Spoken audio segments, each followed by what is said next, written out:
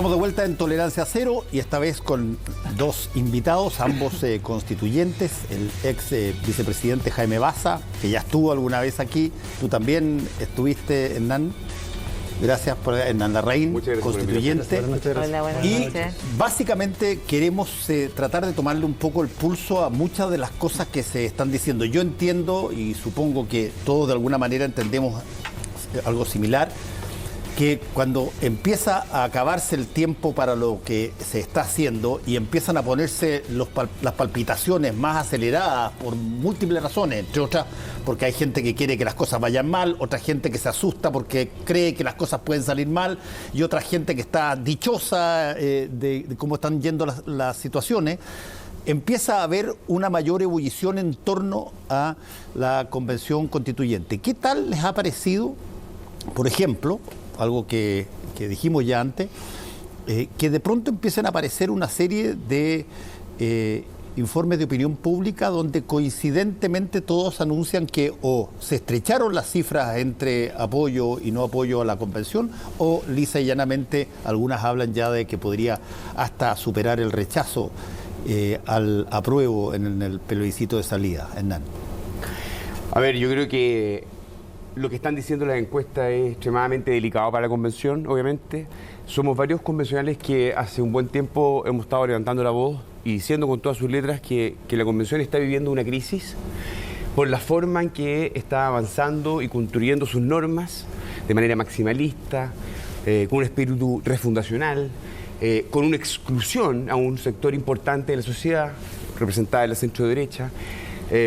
Y hoy día creo hay bastante consistencia en que muchos estudios diversos están dando una señal clara a la convención. Y yo tengo la impresión de que parte de la crisis es que hay muchos convencionales de las izquierdas que niegan esta realidad. Hay un cierto negacionismo a que la convención está en un problema. Y creo yo que esa es la primera situación que uno tiene que observar. O sea, el diagnóstico es que hay una crisis, porque es la única forma de poder salir de ahí. Y de esa manera poder construir, como dijo el presidente Boric, una constitución que no sea partisana, que sea de todos los chilenos, y lamentablemente eso no está ocurriendo. Jaime, ¿hay una crisis en la convención a tu juicio?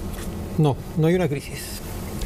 Y no hay una crisis porque efectivamente es señal de preocupación y de alerta el resultado que están mostrando las encuestas, eso es evidente. El trabajo de la Convención Constitucional no puede y no se ha desarrollado de espaldas a la ciudadanía. Hemos tenido procesos de audiencias públicas, hemos estado en el territorio, hemos tenido salida al territorio, sesionamos en Concepción, un hecho inédito en la historia de la institución de representación popular, pero es efectivo que estamos atravesando por un momento muy intenso, de mucha complejidad, de mucha intensidad comunicacional, porque se están tomando definiciones prácticamente terminales en, no sé, 40 materias simultáneamente. Entonces estamos hablando de Banco Central, Tribunal Constitucional, Senado, derechos, ¿verdad? Y todo eso está generando efectivamente un nivel de incertidumbre importante. Déjame terminar. Que siempre supimos que iba a pasar, ¿verdad? Porque nueva Constitución finalmente significa configurar reglas para la convivencia social distintas a las reglas que tenemos actualmente. Y cambiar lo vigente siempre genera incertidumbre, siempre genera un pequeño vacío de poder, porque claro, son reglas que están cambiando y que van a tener que ser configuradas de una manera distinta. Y ahí ha habido, lo dijimos en su momento, un problema comunicacional para poder mostrar efectivamente qué es lo que está decidiéndose en la constituyente. Pero también hay algo más profundo que una cuestión comunicacional. Yo creo que no podemos perder de vista que esta es una disputa política. Aquí hay agendas políticas en disputa. Y lo que está haciendo un sector importante de la derecha es una cuestión política, no solo comunicacional. Yo creo que también es importante poner sobre la mesa. ¿Por qué la derecha, siendo el colectivo más grande de la constituyente, no ha sido capaz de sumarse de buena fe a las conversaciones de la Convención Constitucional? ¿No será que parte de la crisis está en la subrepresentación que tiene la derecha y la democracia cristiana, que sin embargo en las elecciones previas a la elección de la convención y posteriores a la elección de la convención representan un 50% del país y que sin embargo no forman parte de ningún acuerdo de los que están ahí? Preguntémonos por qué. ¿Por qué pasa eso? Bueno, fue un caso puntual. No, pues que ese es el punto. Yo creo que no es justo con los electores que se manifestaron políticamente en las elecciones del 15 y 16 de mayo, decir que esa elección fue algo así como un error estadístico. Hay una expresión de voluntad popular que tenemos que respetar, no podemos infantilizar al electorado. Y yo creo que es importante preguntarnos, hagámonos la pregunta al revés. ¿Qué ha pasado con la derecha en los últimos 40 años en su participación del proceso de la discusión constituyente? ¿Cómo ha participado la derecha de la cuestión constitucional? ¿Ha participado abriendo la discusión o ha participado más bien protegiendo el proyecto político de la dictadura escrito en la Constitución del 80? Por algo queda afuera. Déjame aquí intervenir, porque hay un grupo importante de la centroderecha que votó apruebo en el plebiscito de entrada y que quiere votar apruebo en el plebiscito de salida, porque tiene la convicción de que Chile requiere una nueva constitución, un pacto político.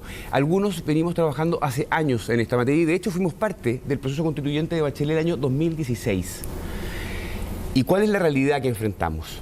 Que las izquierdas, legítimamente por supuesto, obtuvieron mayorías que entre ellas son capaces de construir los 2/3.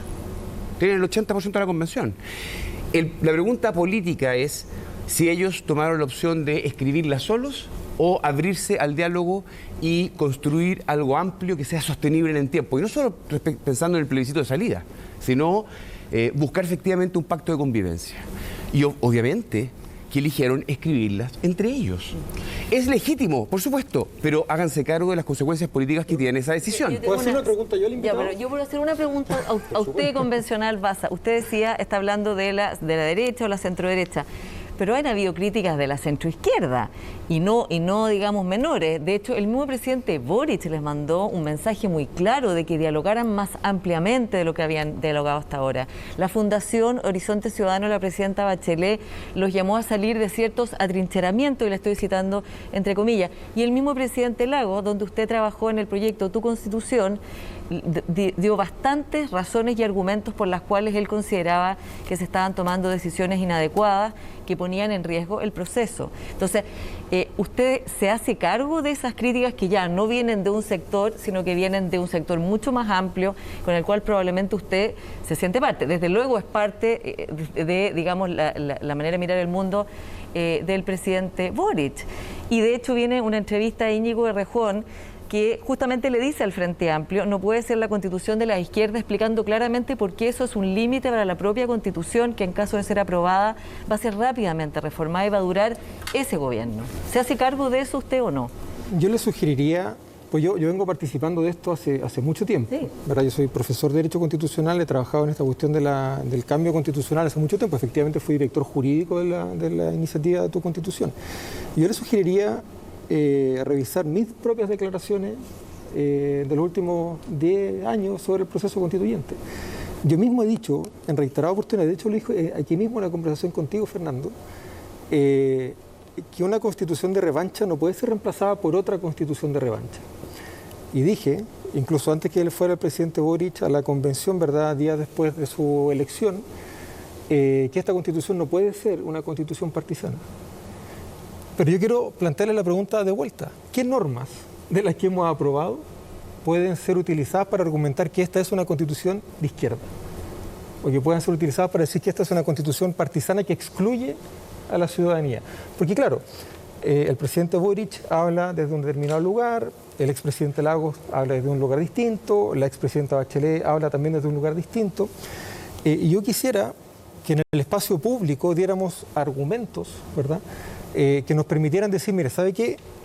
Esta decisión que se ha tomado respecto de, no sé, X materia, en realidad no solo es una decisión que se ha tomado a lo mejor sin la participación suficiente de la derecha, habrá que preguntarse por qué, yo igual quisiera que Hernán contestara esa pregunta, sino que además refleja un proyecto político particular. Que contesten a la RAI, ¿cuáles son las normas que son de izquierda o partisanas? Digamos, para que, pero primero, para hacerme cargo de llegar de buena fe, intervención que hiciste antes, nosotros llegamos, un grupo importante, con una disposición al diálogo, con propuestas, nos presentamos, lo dijimos públicamente, le enviamos una carta a los pueblos indígenas para abrir una conversación y la verdad es que no obtuvimos nada a cambio. Ahora, están, insisto, ellos en su legítimo derecho a hacerlo y han construido entre ellos las propuestas, votan entre ellos en las comisiones sus propuestas, llegan al Pleno sus propuestas y, por supuesto, lo que ha ido avanzando al texto final viene de la autoría de las izquierdas. 99,9% de lo que está en el texto final. Entonces, la pregunta es un problema de voluntad de diálogo? La verdad es que para bailar tango se necesitan dos. Y aquí ha habido un grupo que tenía una voluntad y otro sector no ha querido. Habrá que preguntarse por qué. Porque hay convencionales del Frente Amplio, incluso del PS, que al principio de este proceso estaban muy disponibles a conversar con una parte importante de la centro-derecha. Pero hubo sectores de la izquierda, a la izquierda del Partido Comunista, que vetaron a la centro-derecha y otros tuvieron que aceptar esa condición para poder avanzar. Esa es la realidad. Ahora, en materia de contenido, vamos al fondo. Podemos hablar, por ejemplo, de la plurinacionalidad. Cuestión que muchos compartimos, la necesidad del reconocimiento de los pueblos indígenas. Pero esta es una materia que ha avanzado con los escaños reservados y de la mano de las izquierdas sin ningún diálogo. Y de hecho, sin ninguna deliberación profunda respecto del alcance de la plurinacionalidad. Pero ha avanzado en múltiples materias que son extremadamente delicadas. No sé si vamos a tener más adelante el tiempo, pero me gustaría profundizar en ellas. Y creo que cuando hablamos del sistema político, también, aquí al final se hizo un acuerdo en materia de sistema político entre las izquierdas, que ustedes saben fue el Pleno y prácticamente se derrumbó completo. Y el día miércoles de la semana pasada, luego de que se abrió por primera vez una mesa donde nosotros participamos activamente, el acuerdo, que es de las izquierdas nuevamente, tuvo también un fracaso importante. Un 40% de las normas que se votaron el día miércoles, bueno, no pasaron al texto final. Y estamos hablando de un sistema político. No solo se eliminó el Senado. Pero eso parece, bastante una primera sano, cuestión, ¿no? Es una primera cuestión importante a observar. Eso parece bastante sano, ¿no? No cuando se trata de un sistema. No cuando se trata de un todo coherente. Y aquí, en la Comisión de Sistema Político con la cual compartimos con Jaime, nos vamos a enfrentar a una situación, y las izquierdas naturalmente, a una cuestión extremadamente compleja. Y es que hay una parte de las normas que están adentro, hay una arquitectura de la casa, pero luego el 40%, y no es el segundo piso completo, es estructuras de la casa vuelven atrás. Y van a tener que volver a ponerse de acuerdo. Bueno, si este gran acuerdo, digamos, volvió a caerse, ¿qué nos permite decir de que va a haber un todo coherente al final? Eso ha sido siempre un trabajo desde las izquierdas y lamentablemente no ha concurrido en nuestro sector en los acuerdos que se votan en el Pleno, naturalmente. No sé si es uno de los factores que puede estar incidiendo en este desencanto ciudadano con la convención, que es bien evidente mirando los resultados de cualquier encuesta, pero da la impresión de que los temas que movilizaron a la gente en octubre de 2019, que movilizaron en términos también de querer romper amarras de una constitución, temas como por ejemplo el acceso al agua, la educación, la salud, parecen haber tenido muy poco protagonismo. Hemos estado mucho tiempo hablando de otras cosas y abriendo un montón de flancos distintos, desde el sistema de justicia, la independencia del sistema judicial, la libertad de expresión, rediseñando el sistema político. ¿No se ha perdido un poquito la brújula en términos de lo que pensaba la gente que tenía que solucionar una nueva constitución versus el tipo de debate y el tipo de temas que han sido preponderantes en esa discusión? Convencional Baza primero.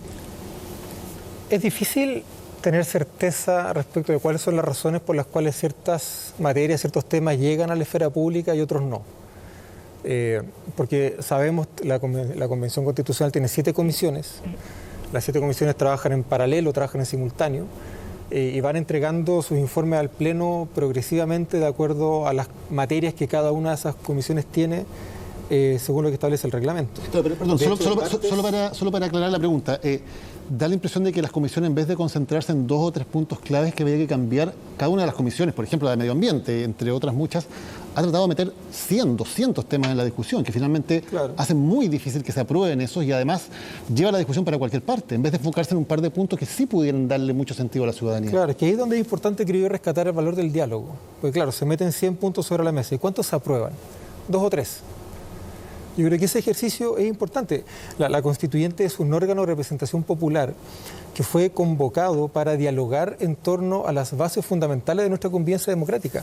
Claro, eso no significa tener un espíritu refundacional, pero hay bases de nuestra convivencia que tienen que ser revisadas. Tienen que ser revisadas. Entonces, ¿es posible determinar a priori cuáles de esas bases se pueden revisar? No, hay que sentarse a conversar con una hoja en blanco sobre la mesa, ¿verdad? Y empezar a revisar cuáles son los elementos fundamentales de esa convivencia para ver cuáles se pueden reformar, cuáles no. Y para no dejar pasar la pregunta sobre los derechos sociales, la Comisión de Derechos Fundamentales ha estado trabajando muy intensamente, de hecho ha derivado materias a otras comisiones para poder avanzar en paralelo, y aprobamos ya un primer paquete muy importante de libertades individuales y derechos civiles y políticos, que ya están aprobados. Y este martes entran al Pleno el paquete de propuestas de la Comisión de Derechos Fundamentales, donde está el corazón no solamente del modelo neoliberal de la Constitución del 80, sino que además donde está el corazón de las demandas sociales: salud, educación, vivienda, trabajo, seguridad social. Y ahí uno tendría que preguntarse por qué, habiendo estado ese tema abierto desde noviembre, que se está discutiendo en la Convención Constitucional, por qué la opinión pública se ha fijado más en otras cuestiones orgánicas, probablemente más vinculadas al poder institucional, y no tanto a aquellas cuestiones que más afectan la vida cotidiana de las personas.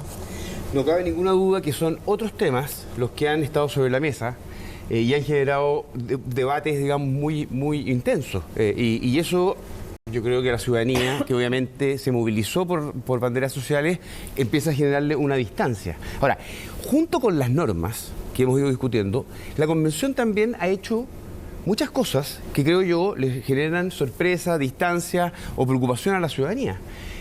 Muchos convencionales de centro-izquierda, ¿cierto?, culpan de campañas de desprestigio, pero tienen poca autocrítica para observar, por ejemplo, los efectos de lo que tuvo el fraude de Rojas Vade sobre la convención. Pero, comisario Rende, ya que usted menciona este tema, ¿no es cierto que ha habido de parte de algunos sectores de la derecha, no de todos, porque hay un sector mucho más dialogante, ¿no hay una actitud permanente de obstruir, incluso de difundir noticias falsas de algunos convencionales de derecha? Yo no comparto, lo que sí comparto es que hay un grupo de convencionales que votó rechazo y que están ejerciendo su derecho democrático, representando a personas que los pusieron ahí y que son críticos a normas y discuten, pero eso es parte de su mandato. Y eso creo que debe ser respetado. Ahora, distinto es, y por eso déjenme volver a una cuestión que es muy importante. Cuando un convencional, cierto, de escaño reservado, quiere cambiar el himno nacional y lo canta en el pleno, digamos, ¿cierto? O cuando aparecen monos inflables en el pleno, ¿cierto? De dinosaurios, ¿cierto? O convencionales cantando con guitarra. En fin, la lista todos la conocemos.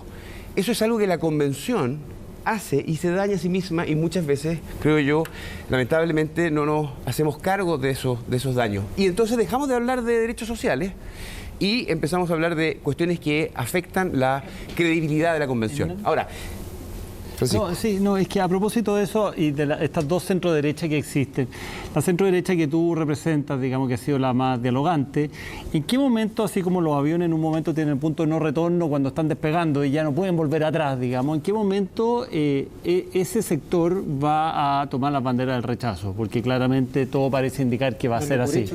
No, todo parece indicar que va a ser así, por lo tanto te lo pregunto, ¿en qué momento ustedes dicen hasta aquí llegamos, nosotros somos contrarios a esto?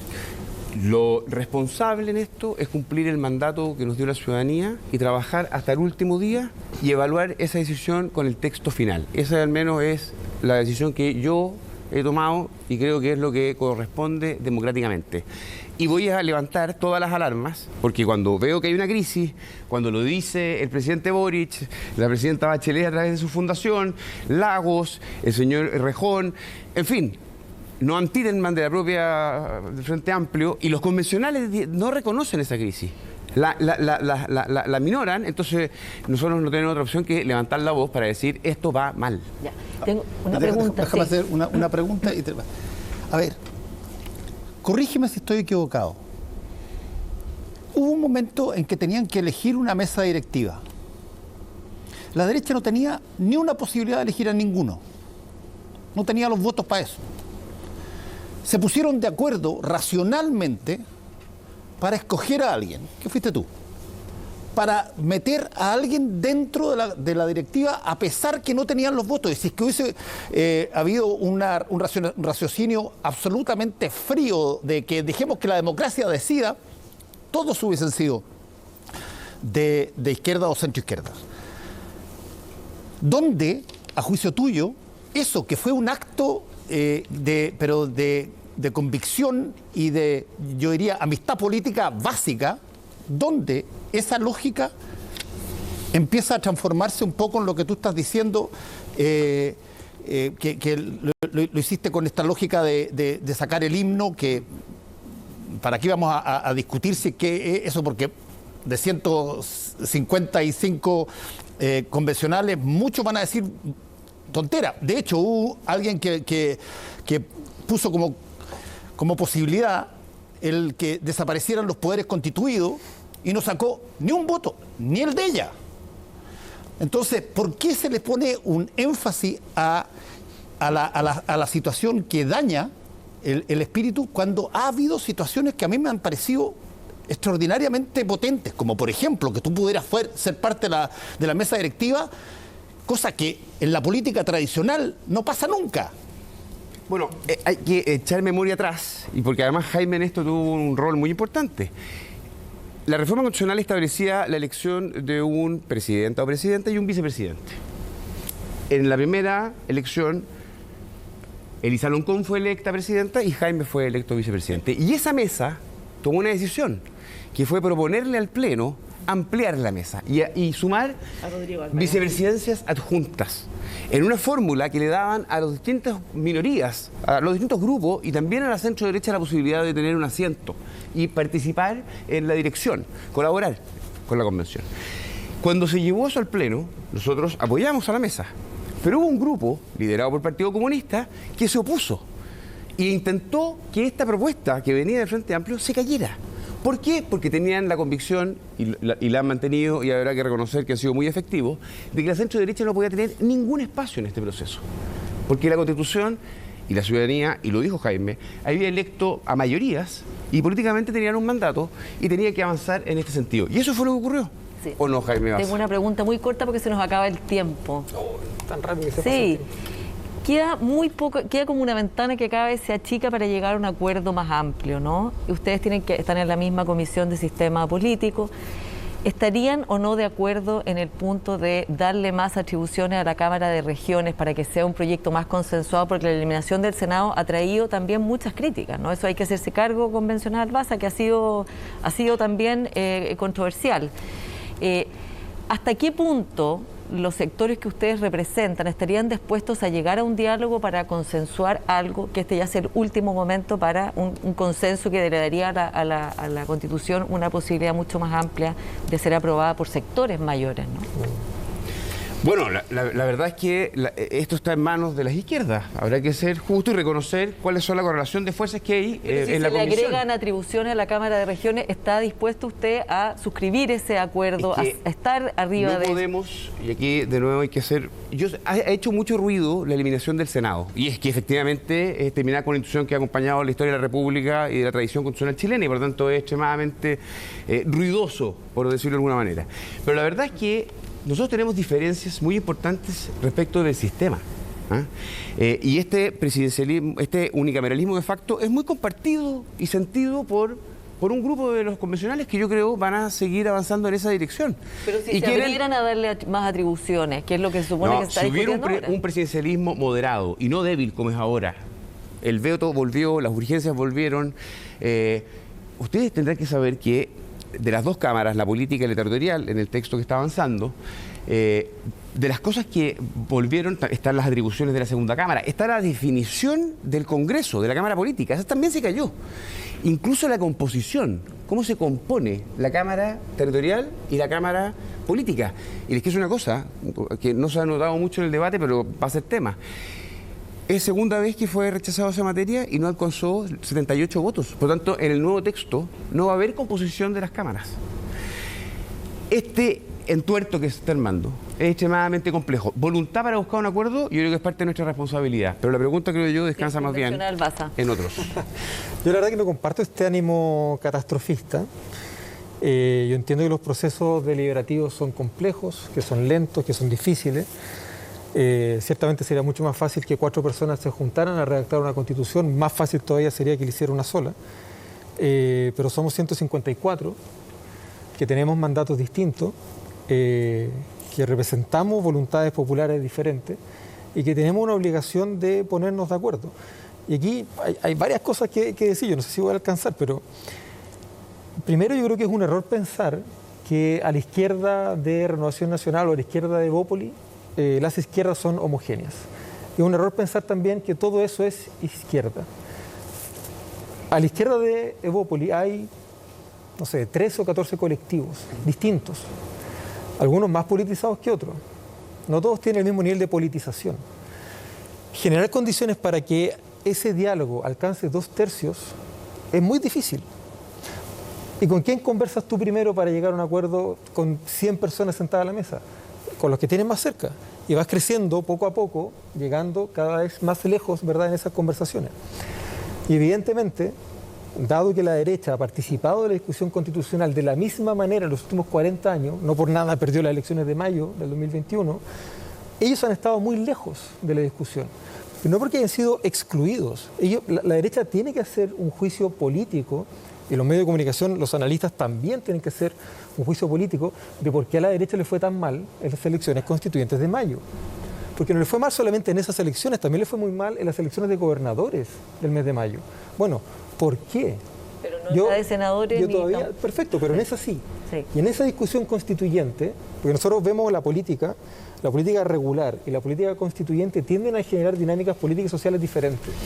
Y uno tiene que preguntarse por qué a la derecha ahí le fue tan mal. Yo esa respuesta no la he escuchado todavía. Una pregunta muy corta. ¿Qué pasa si gana el rechazo? Yo igual quisiera hablar algo del Senado, pero Es que nos tenemos que ir a Ya no, comerciales. ya. si gana el rechazo, bueno, seguirá vigente la Constitución del 80, la cuestión constitucional va a seguir abierta y vamos a tener una crisis política y social importante. Hacemos una pausa y volvemos con el minuto de confianza, donde ustedes dos, por cierto, están invitados a practicarlo también. Muy bien.